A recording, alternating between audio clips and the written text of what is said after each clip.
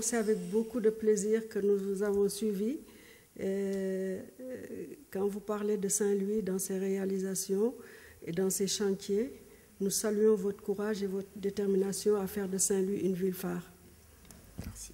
Cela dit, aujourd'hui, à l'heure actuelle, ma question est, qu'est-ce qui nourrit votre ambition pour le Sénégal?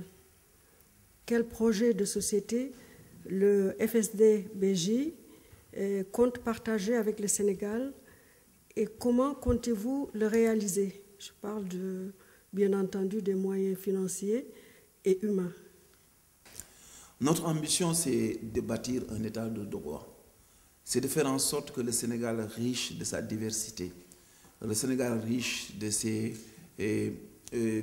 multiculturalité, de toutes ces obédiences du christianisme, de l'islam, des religions traditionnelles, riche de ses ethnies, riche de son patrimoine culturel, politique, organisationnel, que ce Sénégal-là puisse se mettre ensemble et en ordre de bataille pour relever le défi et la bataille pour le développement.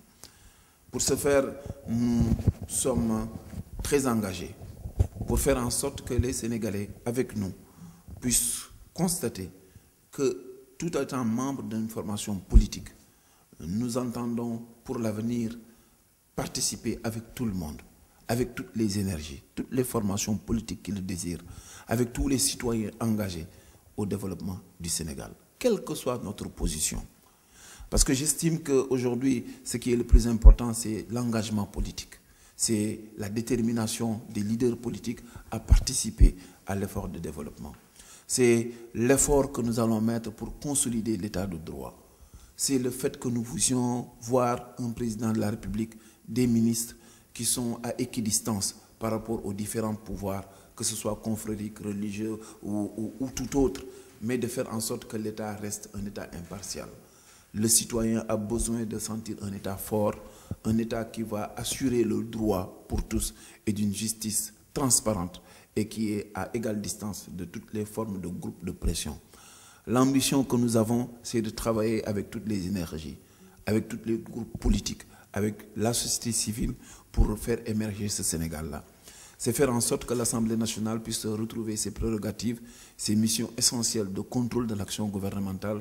C'est faire en sorte que la justice puisse traiter de toutes les situations conflictuelles et problématiques dans le pays. Et qu'au niveau de la justice, que le président de la République, comme le simple citoyen, soit levé et vu sur le même pied d'égalité. Conformément à la loi, que nous puissions traiter de toutes ces questions dans la transparence pour que les gens puissent au moins savoir qu'il y a un espace dans le pays où tout le monde est sur le même pied d'égalité. Notre ambition, c'est de réaliser le développement profond du pays. Quand on parle de développement, on parle d'abord du monde rural. Aujourd'hui, il est beaucoup question pour le Sénégal de voir que plus de 70% des populations habitent encore le monde rural. Et il est extrêmement difficile de joindre un coin à la capitale. Et notre ambition, c'est non seulement de régénérer les 6 zones agroécologiques, mais d'y travailler en mettant des pôles de développement, articulés autour du programme de développement agricole qui va mettre en place les systèmes de formation, d'encadrement et de commercialisation qui étaient au début de l'indépendance les prémices du programme de Mamadou Dia, mais que des contingents sont amenés à complètement être dynamités et qui n'existent plus aujourd'hui. Je pense que nous pourrons travailler, tout comme la zone orientale, qui pourrait être réservé aux cultures du coton et à toute autre spéculation adaptée comme la Casamance. Et ainsi, dans un réseau de transport intégré qui ferait que tout coin du Sénégal puisse être joint à Dakar en un minimum de 3 heures à 4 heures de temps, je pense qu'ainsi, nous allons faire en sorte que chaque citoyen, le plus éloigné comme le plus près, puisse se sentir en harmonie dans un espace intégré où il y aura la liberté de circuler, la liberté d'agir et la liberté d'inventer et de produire. Et que, à charge pour l'État du Sénégal de travailler pour mettre en place un système de production, de captation du produit agricole et du produit industriel ou semi-industriel, de telle sorte que le Sénégal deviendra plus actif et plus attractif. Deuxièmement aussi, mais il s'agit pour cela de former les gens. Et quand on parle de ça, on pense à l'éducation. On pense à l'adaptation de ces zones agroécologiques à un système éducatif, ou l'accrochage de ces zones agroécologiques à un système éducatif qui va former par rapport aux besoins exprimés par nos entreprises, par rapport aux besoins ressentis par l'activité économique de terrain. Il ne s'agira plus de former pour former ou d'amasser dans des nombres astronomiques des enfants ou des étudiants dans des filières sans lendemain, mais de redistribuer de manière proportionnelle aux besoins réels de développement du pays. Tout cela qui font la force de ce pays et sa vitalité. Je veux parler des jeunes et du système éducatif. Pour penser le futur, il faut avoir dès à présent, dès le bas âge, au niveau de la maternelle, de l'école élémentaire, à former les gens à ce système, à nous rééduquer, à nous discipliner, pour que demain nous puissions offrir cet environnement de développement, cet environnement d'action organisée et concertée au profit du développement du Sénégal. On ne peut pas parler futur du Sénégal sans penser au développement touristique, à l'attractivité, à travers la combinaison de deux choses, d'une diplomatie active qui ne sera plus une diplomatie de façade ou une diplomatie de grande réunion, mais une diplomatie de développement, qui va de concert avec l'ensemble de l'activité de développement intérieur vendre la vitrine sénégalaise partout dans le monde, où les ambassades seront simplement des succursales de l'activité économique profonde et engagée qui sera le soubassement du développement du Sénégal. Ce que nous voulons pour le futur du Sénégal, c'est certainement une harmonie entre l'environnement, le cadre de vie et la politique de développement. Je prends l'engagement que si jamais j'ai la possibilité d'agir, toutes les personnes qui auront 1 millimètre de terre acquise frauduleusement sur cet espace-là seront récupérées et que la totalité de ces terres va être vendue pour requalifier l'habitat.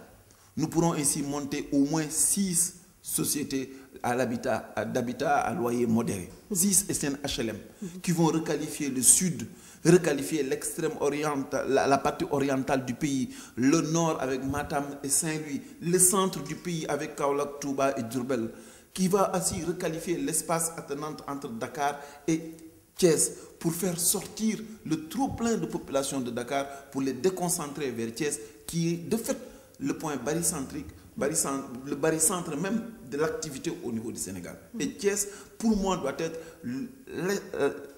l'espace privilégié de la politique de déconcentration et de décentralisation. Je pense et j'estime que si nous voulons avoir un futur du Sénégal, Dakar devra rester comme étant la capitale économique et que la capitale administrative devra être déplacée à Thiès.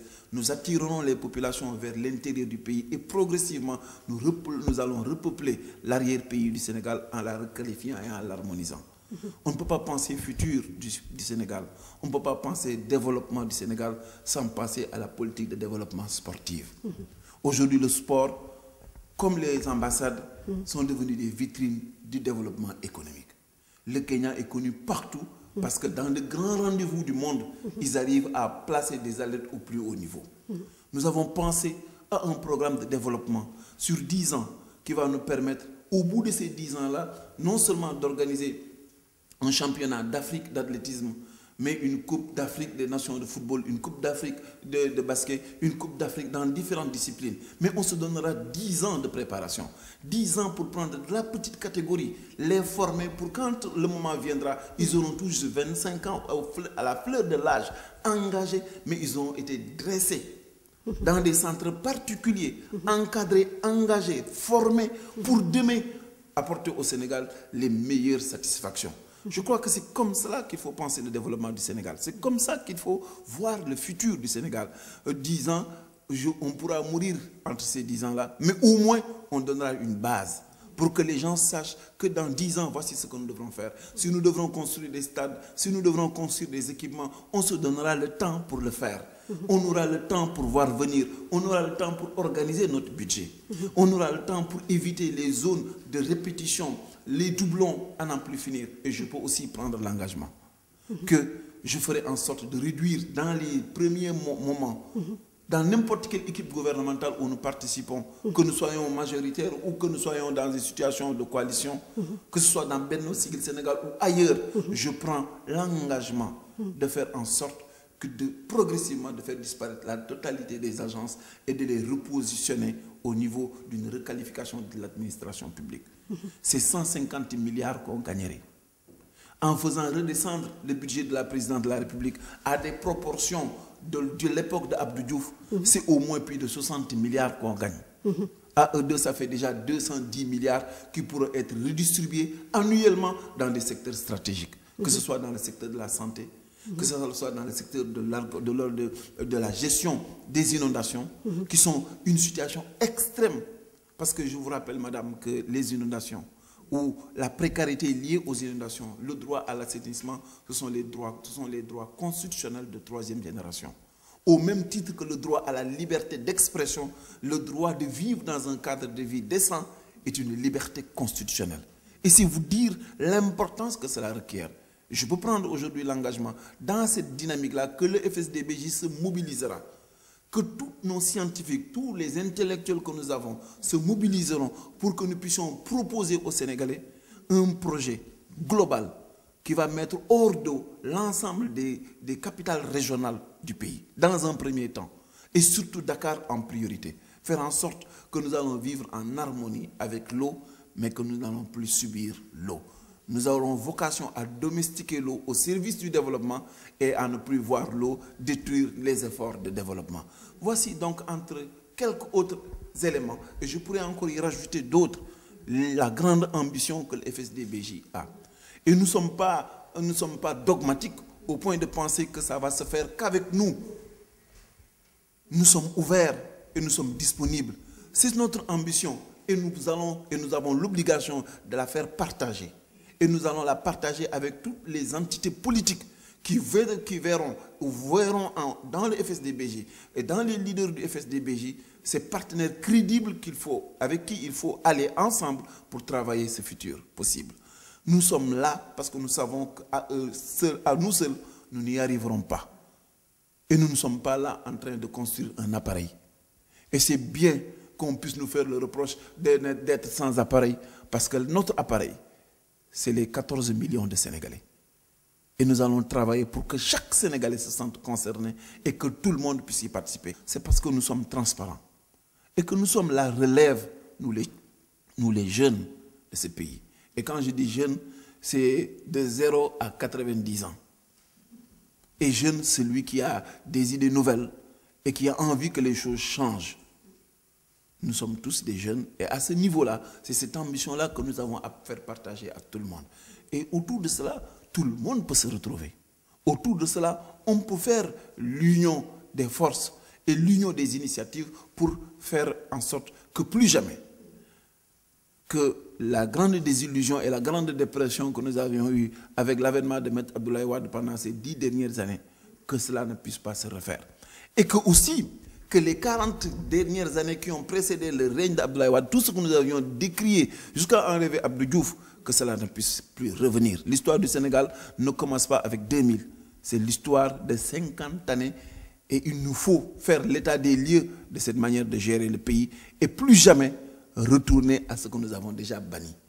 Nous regarder et nous tourner résolument vers le futur et ce futur-là se fera avec des gens qui ont des idées nouvelles, des ambitions nouvelles et une volonté d'associer tout le monde et pas d'exclusivisme puisqu'il s'agit du Sénégal.